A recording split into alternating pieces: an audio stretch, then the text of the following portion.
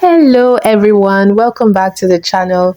Thank you so much for stopping by. Today we'll be making this very rich and flavorful Nigerian chinchin that is crunchy and filled with taste. You know, this kind of chinchin that when you open up the container, the aroma just fills the room and greets your nose. Yes, that's the kind of chinchin we're making today. If you're interested, stick around and let's begin. Now, into a clean bowl, we're going to be pouring in 3 cups of baking flour and we're going to sift it first. It's very important to sift your flour anytime you're working with flour.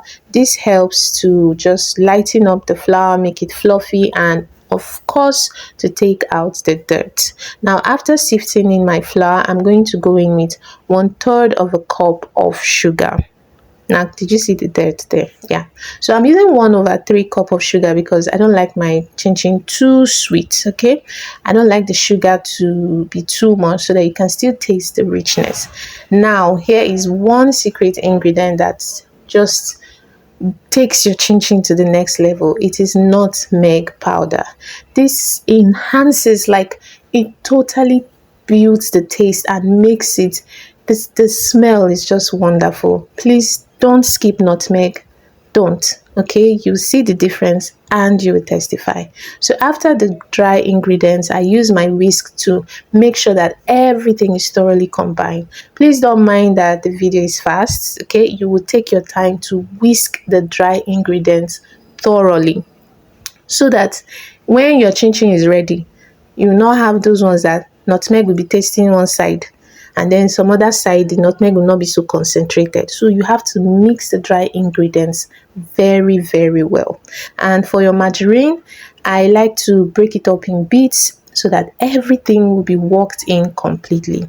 Now, here's another secret ingredient, vanilla essence. I dissolve it in the water that I'll be using to work the flour. Okay, now this is half a cup of water, and this is the trick that makes your dough not to stick to your work surface or your rolling pin.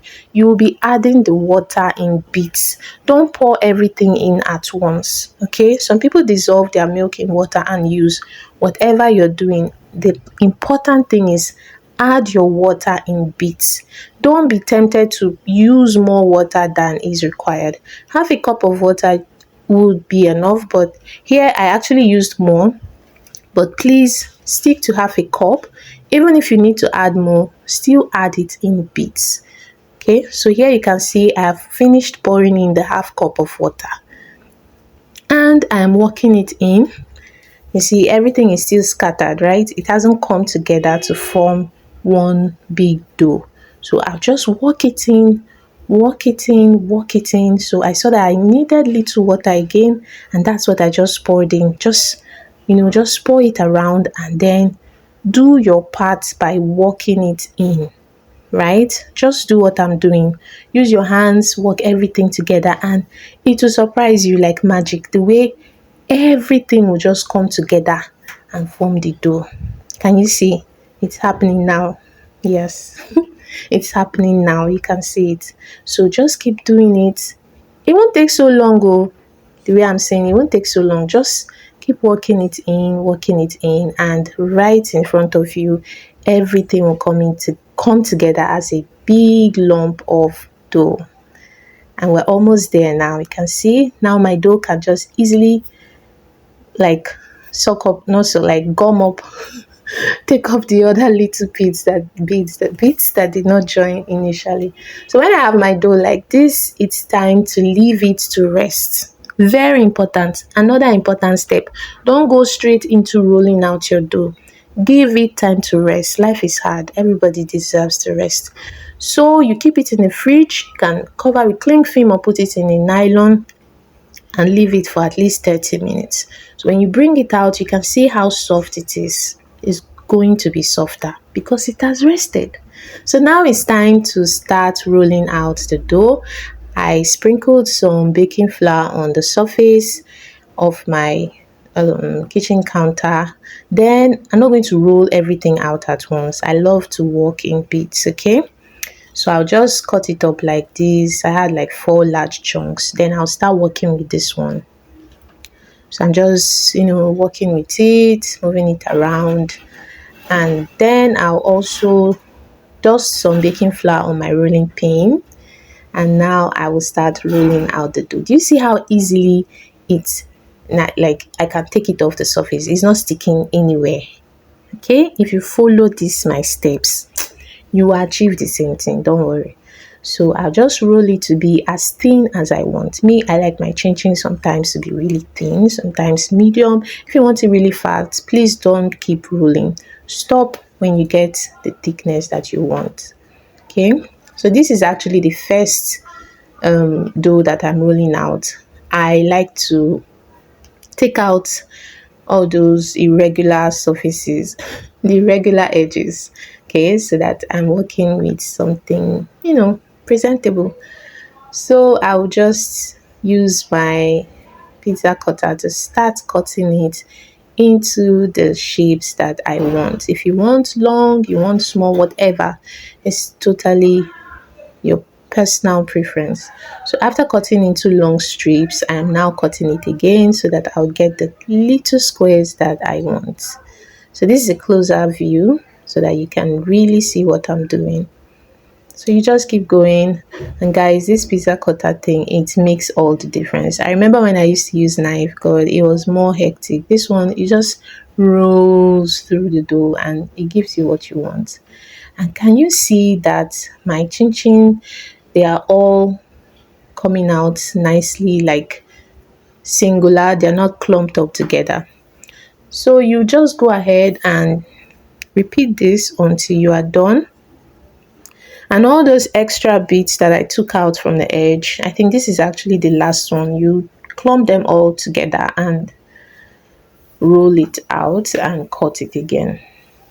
So at this point, I want to remind you, hit the subscribe button, subscribe to my channel, hit the like button. It promotes this video and it just shows me that you like what you're watching, you know.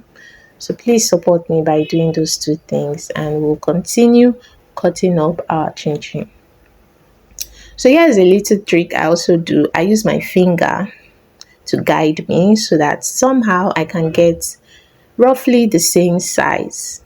Okay, as I don't have chin chin cutter, this one is good enough. Okay, so even when I use my knife, see how everything is just coming out. Everything is coming out. It's not clumped together because we did the right thing when we were mixing. Okay, yes. So each time you cut, you can just place them in a plate or a bowl, anyone you have, or a tray. A tray or a plate. Please don't use a bowl. Okay, so you just pack them up together like this, and now it's time to fry. So how do you know your oil is ready? If you drop one chin chin inside and it sizzles around like this and floats to the surface, then you're good to go.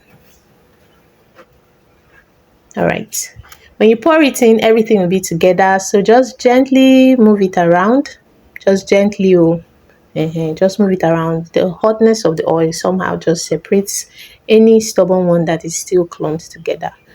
And one thing about chin chin is the heat.